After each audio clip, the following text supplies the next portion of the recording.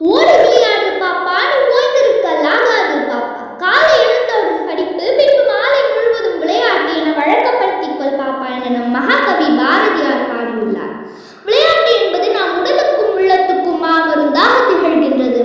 பண்டைய காலத்தில் பொழுதுபோக்காக விளையாடிய விளையாட்டுகள் என்று பொழுதுபோக்கு, உடற்பயிற்சி, வேலை வாய்ப்பு, தொழில் என பட்டியல் நீண்டு கொண்டே போகின்றது.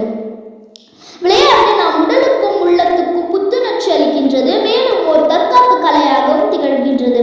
விளையாட்டு ஓர் இனத்தின் வீரத்தையும் பண்பையும் வெளிப்படுத்துகின்றது. உடல் திறன் வளர்க்க, உள்ளத்தில் ஆர்வத்தை ஏற்படுத்த, மகிழ்ச்சியை தெளிக்க விளையாட்டு உதவுகின்றது. விளையாட்டுகளில் சிறியவர்கள் முதல் பெரியவர்கள் வரை எல்லா நிலையில் உள்ளோரும் ஈடுபடுகின்றனர். விளையாட்டின் அடிப்படை நோக்கம் போட்டியிடுதலாகும். உடல் மற்றும் உள்ள ஆற்றல்களை வெளியிடவும், எதிர்பாராத தோல்விகளை எதிர்கொள்ளவும், மனப்பான்மை மேம்படவும் விளையாட்டு உதவுகின்றது. விளையாட்டின் மூலம் பட்டறிவும் போராட்டத்திற்கு விடை காணும் திறனும் பெற முடிகின்றது. முற்காலத்தில் மற்போரில் வல்ல மல்லர்கள் மன்னர்களால் மதிக்கப் பெற்றனர். தருவும் செருகும் நிறைந்த ஆமூர் மல்லனுக்கும் வீரமும் தீரமும் வாய்ந்த நற்கிள்ளிக்கும் இடையே நடைபெற்ற வீர விளையாட்டை பற்றி புறநானூற்றில் வர்ணிக்கப்பட்டுள்ளது. முல்லை நிலத்தில் ஏறு தழுவுதல் என்னும் வீர விளையாட்டு நடைபெற்றது.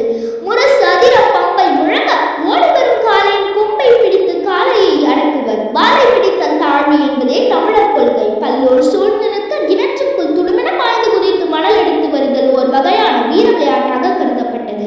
பண்டைய தமிழர்கள் விலங்கு போர் காண்பதிலும் அதிக ஆர்வம் காட்டினர். அரசர்கள் வாழும் தலைநகரங்களில் யானை போர் நடைபெறுவதற்கும் அதனை காண்பதற்கும் தனி இடங்கள் இருந்தன. மதுரையில் திருமலை நாயகர் கட்டிய தமுக மண்டபம் யானை போர் காண்பதற்கான இடம் ஆகும். சல்லுக்கட்டு என்னும் ஏறு தழுவுதல். மாடுகளின் கழுத்தில் உள்ள வளையம் சல்லு எனப்படும். பழங்கால நாணயங்களை சல்லிக்காசு என்றும் அழைத்தனர். மாட்டை அடக்கி அதன் கழுத்தில் இருக்கும் நாணய முடிச்சை அவிழ்ப்பவரை வெற்றி பெற்றவராக அறிவித்ததால் அது சல் லிகட்டு என்று அழைக்கப்பட்டது. அது தற்பொழுது மருவி ஜல்லிக்கட்டு என்றாயிற்று. மாடுகளின் கொம்புகளில் பணமுடிச்சுகளை கட்டி போட்டிகளில் கலந்து கொள்ள வைப்பதும் நடைமுறையில் உள்ளது. சித்திரங்கள் மற்றும் கல்வெட்டுகள் வாயிலாக சுமார் 2000 ஆண்டுகளுக்கு முன்பே இவ்விளையாட்டு விளையாடப்பட்டதை நாம் அறிய முடிகின்றது.